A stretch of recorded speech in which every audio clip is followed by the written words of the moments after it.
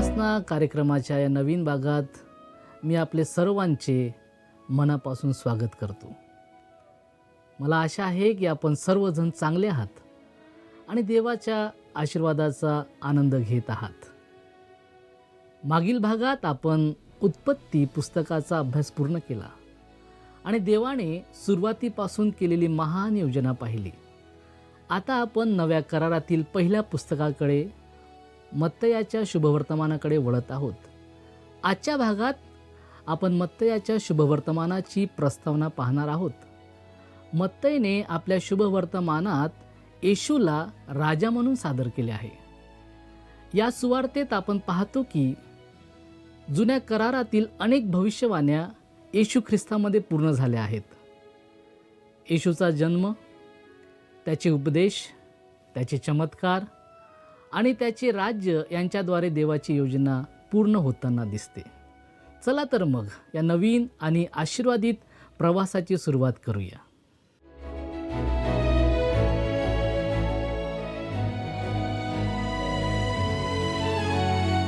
प्रियांनो, प्रभू येशू ख्रिस्ताच्या मधुर नावात आपणास सलाम. आपणा सर्वांचे उपासना कार्यक्रमामध्ये हार्दिक स्वागत. मागील कार्यक्रमात आपण उत्पत्ती या पुस्तकाचे अध्ययन संपविले आहे.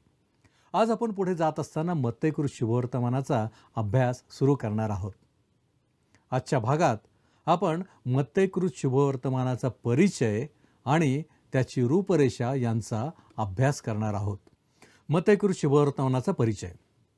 मत्तयकृत शुभवर्तमान केवळ 28 अध्यायांचे असले तरी ते अतिशय महत्त्वाचे पुस्तक आहे. खरे तर उत्पत्ती आणि मत्तय ही पवित्र शास्त्रातील 2 प्रमुख पुस्तके आहेत.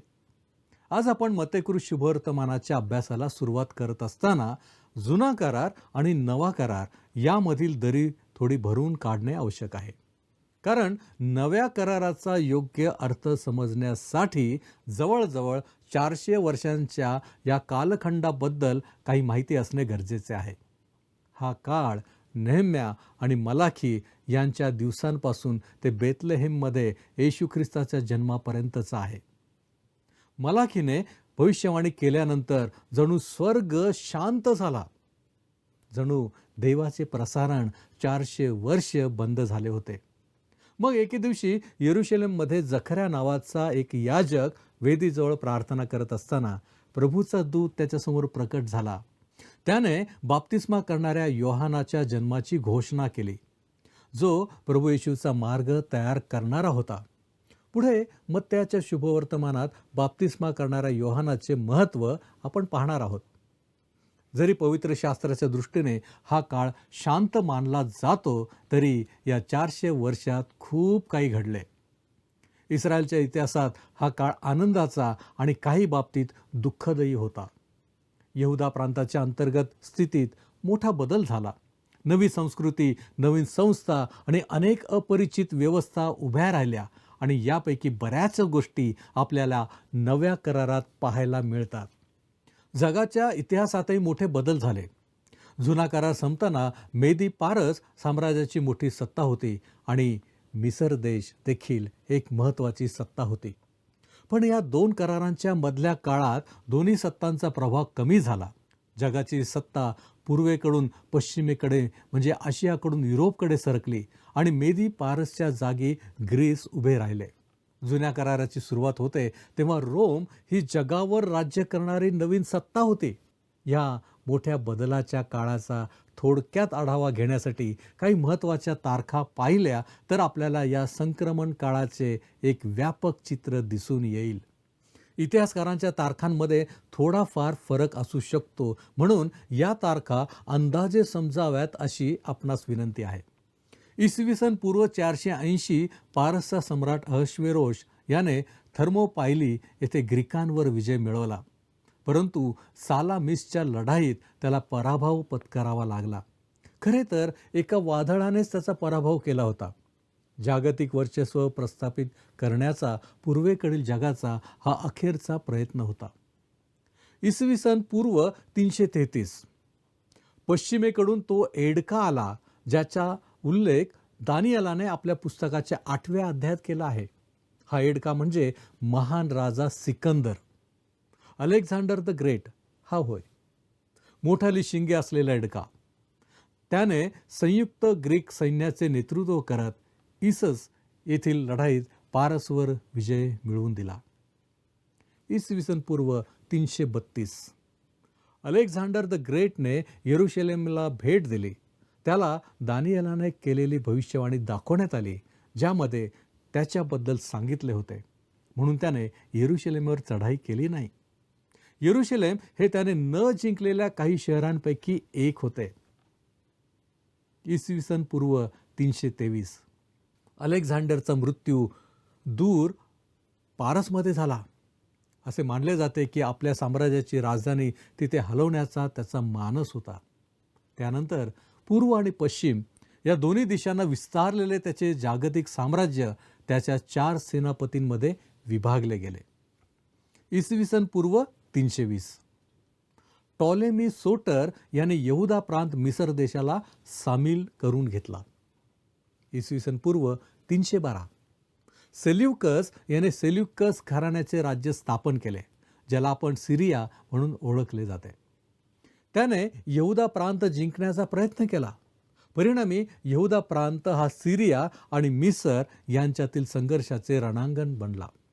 हा छोटासा देश एक बफर स्टेट म्हणजे 2 मोठ्या सत्तांमधील मध्यस्थ राज्य बनला. इसवी सन पूर्व 203 अँटिओकस द ग्रेट याने येरुशलेम जिंकून घेतले आणि यहुदा प्रांत सिरियाच्या वर्चस्वाखाली आला. इसवी सन पूर्व 170 अँटिओकस एपिफनेसने येरुशलेम काबीज केले आणि मंदिर भ्रष्ट केले. दानिएलच्या पुस्तकात त्याचा उल्लेख लहान शिंग, दानिएल याचा 8वा अध्याय 9वे वचन याच्यामध्ये करण्यात आलेला आहे. त्याला यहुदी लोकांच्या इतिहासातील नीरो असे संबोधले गेले आहे. इसवी सन पूर्व 166 यहुदा प्रांताचा याजक असलेल्या मततियास याने सिरियाविरुद्ध बंड पुकारले. येथूनच मक्काबी काळाची सुरुवात झाली. कदाचित इस्रायल राष्ट्राला या कालखंडात सोसाव्या लागल्या इतक्या हालापेष्ट्या इतर कोणत्याही काळात सोसाव्या लागल्या नव्हत्या. तसेच या काळात त्यांनी गाजवलेला पराक्रमही त्यांनी इतर कोणत्याही वेळी गाजवला नव्हता. जुदास मक्काबी, ज्या नावाचा अर्थ हातोडा असा होतो, हाच या बंडाचे नेतृत्व आणि संघटन करणारा प्रमुख नेता होता. इसवी सन पूर्व 63 रोमी सेनानी पॉम्पी याने येरुशलेम जिंकून घेतले आणि इस्रायलची जनता एका नव्या जागतिक सत्तेच्या अधिपत्याखाली आली. येशूच्या जन्माच्या वेळी आणि संपूर्ण नवा करार कालावधीतही ते रोमी शासनाखालीच होते. इसवी सन पूर्व 40 रोमी सिनेटने हेरोद याची यहुदा प्रांतावर राजा म्हणून नेमणूक केली. या कुटुंबापेक्षा किंवा या व्यक्तीपेक्षा अधिक दुष्ट असे कोणतेही कुटुंब अथवा व्यक्ती आजवर कधीच होऊन गेली नव्हती. कुणी कितीही भयानक माफियाबद्दल चर्चा केली तरी हे कुटुंब त्या सर्वांनाही मागे टाकणारे होते. इसवी सन पूर्व 37 हेरोदाने येरुशलेम जिंकले आणि मकाबियन राजयाजकांच्या वंशातील शेवटचा राजा अँटिगोन्स याचा वध केला. इसवी सन पूर्व 31 कैसर ऑगस्ट हा रोमचा सम्राट बनला. इसवी सन पूर्व 19 हेरोदाने बांधलेल्या हेरोदियन मंदिराच्या म्हणजे बांधकामाला सुरुवात झाली. आपल्या प्रभूचा जन्म झाला तेव्हा या इमारतीचे बांधकाम बऱ्याच काळापासून सुरू होते आणि नवा करार कालावधीतही ते अजूनही चालूच होते. इसवी सन पूर्व 4 आपला प्रभू येशू याचा जन्म बेथलेहेम येथे झाला. जुना करार आणि नवा करार याच्या मधील काळात यहुदाच्या राष्ट्राच्या अंतर्गत जीवनात मोठे बदल झाले. बाबेलच्या बंदिवासानंतर त्यांनी मूर्तीपूजा सोडली, पण त्याऐवजी ते नियमशास्त्रानुसार पवित्रता राखण्यासाठी अतिशय कठोर प्रयत्न करू लागले. त्यांच्या दृष्टीने नियमशास्त्रच जणू एक प्रकारची मूर्ती झाली. रोजच्या बोलण्यात हिब्रू भाषेऐवजी अरेमिक भाषा वापरली जाऊ लागली, पण सभास्थानात हिब्रू भाषाच वापरली जात होती. सभास्थानांची व्यवस्था बहुधा बंदिवासानंतर सुरू झाली आणि ती त्यांच्या धार्मिक व सामाजिक जीवनाचे केंद्र बनली. केवळ यहुदामध्येच नव्हे तर जगभर जिथे जिथे ते विखुरले तिथेही हेच घडले. याच काळात काही गट तयार झाले ज्यांचा उल्लेख नव्या करारात आहे पण जुन्या करारात नाही. पहिला गट परुशी लोक. परुशी हा प्रमुख गट होता. त्यांनी परकीय प्रभावांपासून यहुदी जीवन पद्धतीचे रक्षण करण्यासाठी हा गट तयार केला. ते नियमशास्त्राचे अत्यंत कठोर पालन करणारे होते आणि जुन्या करारावर विश्वास ठेवत असत. राजकारणात ते राष्ट्रवादी होते आणि दाविदाच्या वंशाचे राज्य पुन्हा स्थापन व्हावे अशी त्यांची इच्छा होती. म्हणूनच ते धार्मिक राजकीय पक्ष होते. आजच्या भाषेत सांगायचे तर धर्मशास्त्रात कट्टर आणि राजकारणात अतिशय उजव्या विचारांचे. दुसरा गट सदुकी. सदुकी हे श्रीमंत व समाजातील प्रभावशाली लोक होते. ते परंपरा काढून टाकू इच्छित होते. त्यांच्या धर्मशास्त्रात उदारमतवाद होता आणि त्यांनी अलौकिक गोष्टी नाकारल्या. म्हणून ते परुशी लोकांना विरोध करत असत. त्यांची विचारधारा ग्रीक सुख उपभोगणारी तत्वज्ञानासारखी होती. खा प्या आणि आनंद करा कारण उद्या आपण मरणार आहोत. त्यांना वाटत होते की शारीरिक इच्छा पूर्ण केल्याने त्या आपोआप शांत होतील. आजही अनेक लोक अशीच विचारसरणी ठेवतात पण ती ना पूर्वी चालली ना आज चालणार आहे. तिसरा गट शास्त्री. शास्त्री हे नियमशास्त्राचे सविस्तर स्पष्टीकरण देणारे तज्ज्ञ होते. त्यांची परंपरा एज्राच्या काळापासून होती. ते नियमशास्त्राच्या शब्दशः अर्थावर जास्त भर देत पण त्याच्या आशयाकडे दुर्लक्ष करत. हेरोदाने जेव्हा त्यांना विचारले की येशूचा जन्म कुठे व्हायला पाहिजे तेव्हा त्यांनी लगेच सांगितले बेथलेहेममध्ये. पण स्वतः जाऊन येशूला पाहण्याची इच्छा त्यांना झाली नाही. पवित्र शास्त्राची माहिती मिळवणे पण ती जीवनात उतरून न देणे हा धोका आजही आहे. शास्त्री याच सापळ्यात अडकले. देवाचे वचन जाणून घेणे महत्त्वाचे आहे ही एक वाखाणण्याजोगी उपलब्धी आहे परंतु त्याचबरोबर आपण त्या वचनाचे आपल्या जीवनात लागूकरण केले पाहिजे आणि ते इतरांपर्यंत पोहोचवले पाहिजे.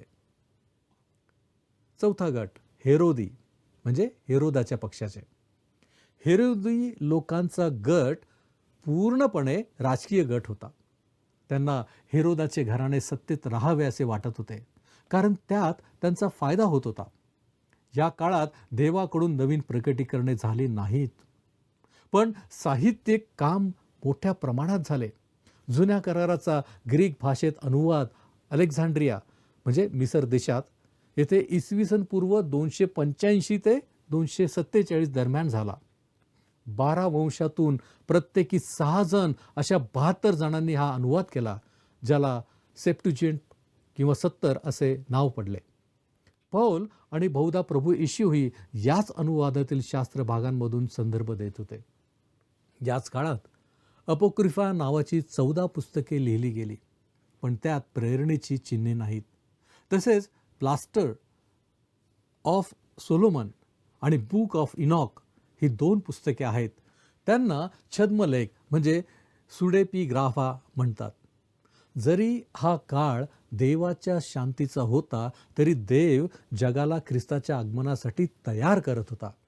यहुदी लोक, ग्रीक संस्कृती, रोमी साम्राज्य आणि पूर्वेकडील असंख्य लोक सर्वजण त्या महान क्षणासाठी तयार होत होते. म्हणूनच पौलाने गलतीकरास पत्राचा 4 अध्याय आणि 4 वचनामध्ये याला काळाची पूर्णता असे म्हटले. 4 शुभवर्तमाने देखील त्या काळातील 4 प्रमुख गटांकडे निर्देश करतात.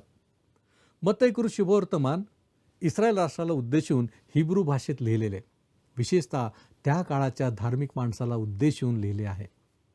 मार्क शुभवर्तमान रोमी लोकांना उद्देशून लिहिले आहे.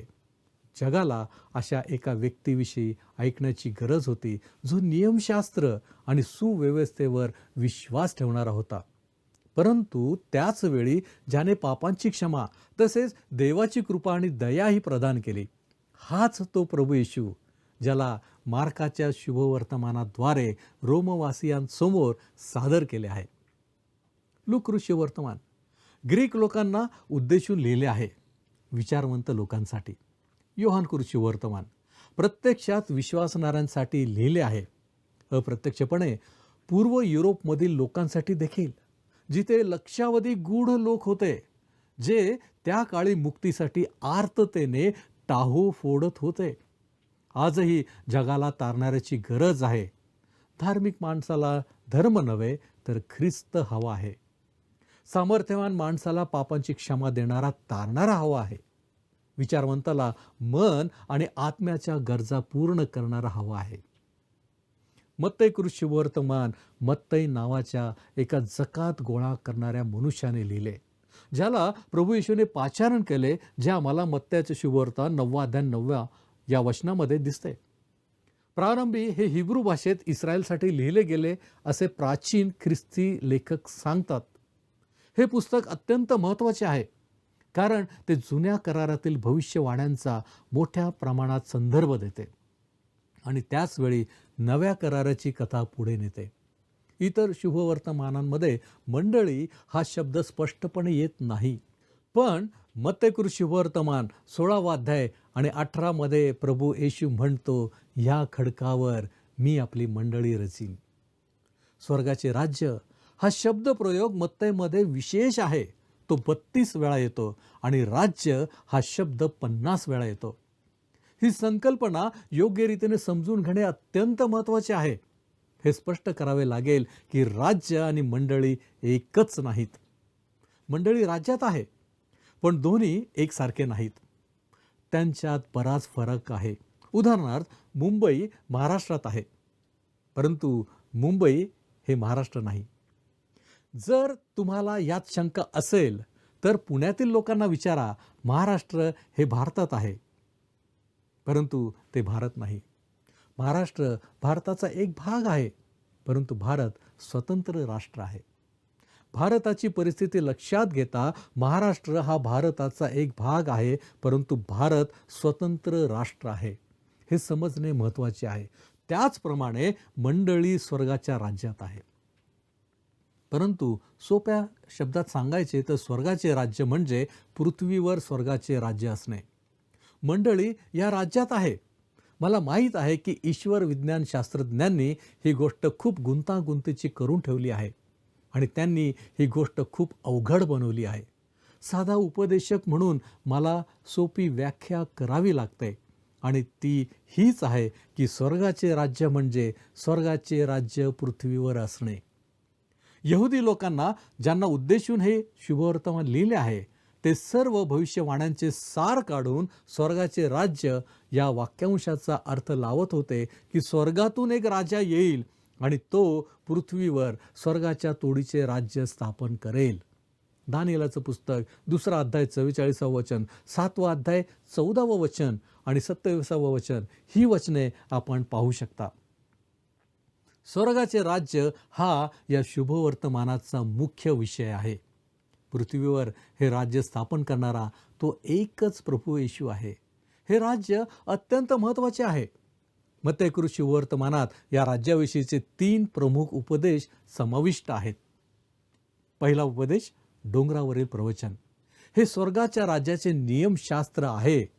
मला वाटते की त्या दिवशी ज्या गोष्टींची अंमलबजावणी केली जाईल त्यांची ही केवळ एक अपूर्ण यादी आहे. दुसरा मुद्दा, रहस्यमय दृष्टांत. मत्तई 13 मधील हे दाखले किंवा दृष्टांत स्वर्गाच्या राज्याविषयीचे आहेत. आमचा प्रभू येशू आपल्याला सांगत आहे की स्वर्गाचे राज्य हे एका बी पेरणाऱ्यासारखे, मोहरीच्या दाण्यासारखे आणि अशाच इतर गोष्टींसारखे आहे. तिसरा मुद्दा, जैतुनाच्या डोंगरावरील प्रवचन. हे प्रवचन या पृथ्वीवर स्वर्गाच्या राज्याच्या स्थापनेकडे निर्देश करते. असे दिसून येते की स्वर्गाचे राज्य ही संज्ञा मत्तई शुभवर्तमानात वारंवार येते. हे आपल्या दृष्टीने फार महत्त्वाचे आहे. या शुभवर्तमानात एक गती आहे आणि जर आपण ती समजून घेण्यात चुकलो तर आपल्याला त्या शुभवर्तमानाचे महत्त्व समजणार नाही. जसे आपण महामार्गावरून जात असताना जर एक वळण घ्यायला चुकलो तर आपण भलतीकडेच पोहोचतो तसे. त्यामुळे मत्तयाच्या या अद्भुत शुभवर्तमानातील गती जर आपण लक्षात घेतली नाही तर आपल्याला काही महत्त्वाच्या गोष्टी समजणार नाहीत. हे शुभवर्तमान पुष्कळच उत्पत्तीच्या पुस्तकासारखे आहे, कारण दोन्ही महत्त्वाची पुस्तके आहेत. ती नीट समजवून घेणे आवश्यक आहे. मी पूर्वी सांगत असे की जर तुम्हाला रात्रभर झोप येत नसेल तर मेंढरे मोजण्याऐवजी उत्पत्तीचा एक अध्याय वाचा, त्यानंतर मत्तयाचा एक अध्याय वाचा. पहिला अध्याय काय सांगतो, दुसरा अध्याय काय सांगतो, असा विचार करा. तुम्हाला जर अध्याय मोजायला आवडत नसेल तर त्याऐवजी मेंढपाळाशी बोला. पण त्याच्यासोबत संवाद साधण्याचा उत्तम मार्ग या दोन पुस्तकांमधून जाणे. त्यामुळे तुमची त्याच्याशी ओळख होईल आणि तुम्हाला त्याला जाणून घेता येईल. हे लक्षात ठेवणे महत्त्वाचे आहे की त्याच्याशी बोलणे आपल्यासाठी महत्त्वाचे आहे, पण त्याने आपल्याशी बोलणे अधिक महत्त्वाचे आहे. मला वाटते माझ्याकडे खूप काही सांगण्यासारखे नाही, पण त्याच्याकडे खूप काही सांगण्यासारखे आहे. म्हणून मत्तयाच्या अध्यायांची ओळख करून घेणे, त्यामधील गती समजून घेणे अत्यंत महत्त्वाचे आहे. मत्तयकृत शुभवर्तमान समजून घेण्यासाठी आणि पवित्र शास्त्र समजून घेण्यासाठी त्याची योग्य विभागणी करणे आवश्यक आहे. ही विभागणी वेगळी असली तरी ती आपल्याला विचार करण्यास मदत करेल. राजाचे व्यक्तिमत्व अध्याय 1 आणि 2, राजाची सिद्धता अध्याय 2 वचन 1 पासून 1 पर्यंत, राजाचा प्रचार अध्याय 4 17 पासून अध्याय 9 35 पर्यंत, राजाचा कार्यक्रम अध्याय 9 36 वचनापासून ते 16 अध्याय 20 वचनापर्यंत, राजाचे दुःख सहन अध्याय 16 वचन 21 पासून अध्याय 27 वचन 66 पर्यंत, राजाचे सामर्थ्य अध्याय 28. आता आपण या शुभवर्तमानाची रूपरेषा पाहूया. अध्याय 1 येशूची वंशावळ आणि कुमारीपासून जन्माविषयी नोंद. अध्याय 2 मागी लोक भेटायला येतात, मिसर देशात पलायन, नासरेतला परतणे. अध्याय 3 बाप्तिस्मा करणारा योहान, राजाच्या पुढे जाणारा, राज्याची घोषणा करतो आणि येशू राजाला बाप्तिस्मा देतो. अध्याय 4 राजाची अरण्यात परीक्षा, कफर्नहूम येथे सार्वजनिक सेवा कार्यास प्रारंभ, शिष्यांची निवड. अध्याय 5 ते 7 डोंगरावरील प्रवचन. ह्याच्यामध्ये पहिला भाग राज्याच्या प्रजेचे स्वतःशी असलेले नाते, 5वा अध्याय 1 वचनापासून 16 वचनापर्यंत. दुसरा राज्याच्या प्रजेचे नियमशास्त्राशी असलेले नाते, अध्याय 5 17 ते 48 वचनापर्यंत. तिसरा भाग राज्याच्या प्रजेचे देवाशी असलेले नाते, अध्याय 6 1 ते 34 वचने. चौथा भाग राजाच्या मुलांचे एकमेकांशी असलेले नाते, अध्याय 7 वचन 1 ते 29 पर्यंत. अध्याय 8 राजाने केलेले 6 चमत्कार, डोंगरावरील प्रवचनामधील नैतिक तत्वांची अंमलबजावणी करण्याची त्याची प्रचंड क्षमता सिद्ध करतात. अध्याय 9 मध्ये आणखी 6 चमत्कार करतो, मत्तयाला पाचारण करतो, परुषी लोकांशी वाद घालतो. अध्याय 10 येशूने 12 शिष्यांना इस्रायल राष्ट्राला राज्याची सुवार्ता गाजवण्यासाठी पाठवणे. अध्याय 11 योहानाच्या शिष्यांनी विचारलेल्या प्रश्नांना उत्तर देतो, पश्चाताप न करणाऱ्या नगरांचा धिक्कार करतो, व्यक्तींना नव्याने आमंत्रित करतो. अध्याय 12 येशू आणि धार्मिक सत्ताधीश यांच्यातील संघर्ष व अंतिम दुरावा. अध्याय 13 स्वर्गाच्या राज्याविषयीचे रहस्यमय दृष्टांत. अध्याय 14 बाप्तिस्मा करणाऱ्या योहानाचा शिरच्छेद. येशू 5,000 लोकांना भोजन देतो, शिष्यांना समुद्रातील वादळात पाठवतो, पाण्यावरून चालत त्यांच्याकडे जातो. अध्याय 15 येशू शास्त्री व परुषी यांचा निषेध करतो, सोर व सिदोन भागातील कनानी स्त्रीच्या मुलीला व जनसमुदायाला बरे करतो, 4,000 लोकांना भोजन देतो. अध्याय 16 परुषी व सदुकी यांच्याशी संघर्ष, शिष्यांची कबुली. पेत्र हा त्यांचा प्रतिनिधी. येशू सर्वप्रथम त्यांना मंडळी, स्वतःचा मृत्यू आणि पुनरुत्थान याविषयी अवगत करतो. अध्याय 17 रूपांतर. भूतग्रस्त मुलगा, चमत्काराद्वारे कराची रक्कम प्राप्त करून देणे. अध्याय 18 बालक, हरवलेले मेंढरू, भावी मंडळीतील वर्तन, क्षमेविषयीचा दृष्टांत. अध्याय 19 विवाह आणि सूटपत्राविषयी देवाने घालून दिलेले आदर्श, लहान मुलांना आशीर्वाद, श्रीमंत तरुण, येणाऱ्या राज्यात प्रेषितांचे स्थान.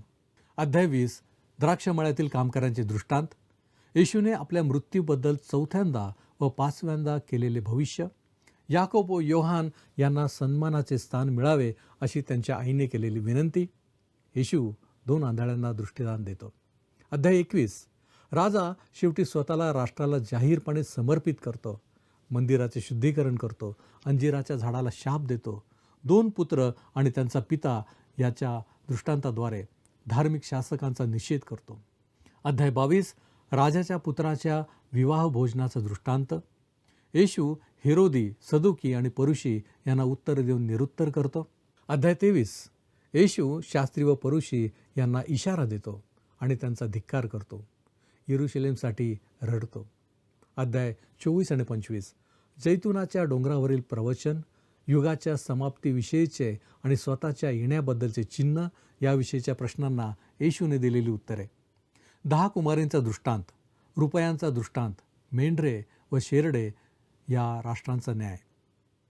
अध्याय 26 येशू विरुद्ध कट, बेथानीच्या मरियेकडून तैल्याभंग, यहुदाची फितुरी, शेवटचा वलांडण सण व पहिले प्रभुभोजन साजरे करणे, गेतशेमाने बागेत तीव्र वेदना, धार्मिक नेत्यांकडून अटक व चौकशी, पेत्राकडून 3 वेळा नाकारले जाणे.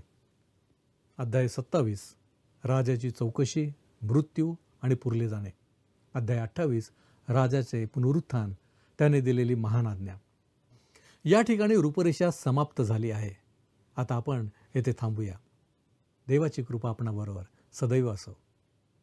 प्रियांनो, आजच्या प्रस्तावनेतून आपण शिकलो की मत्तईचे पुस्तक आपल्याला येशू ख्रिस्ताच्या जीवनाची आणि त्याच्या कार्याची स्पष्ट ओळख करून देते. या पुस्तकातून आपण पाहतो की देवाने दिलेली प्रत्येक वचने येशूमध्ये पूर्ण झाली आहेत. यामुळे आपला विश्वास अधिक दृढ होतो. या भागातून आपण एक महत्त्वाचा धडा शिकतो. येशू ख्रिस्त हा आपल्या जीवनाचा केंद्रबिंदू असावा. पुढील भागात आपण मत्तई अध्याय 1 मधून येशूची वंशावळ आणि त्याच्या जन्माच्या अद्भुत कथेला समजून घेऊ. तोपर्यंत देवाच्या आशीर्वादात राहा. धन्यवाद.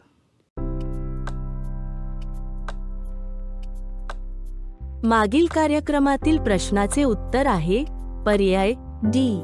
फाडून खाणारा लांडगा असे बन्यामीन यास म्हटले आहे.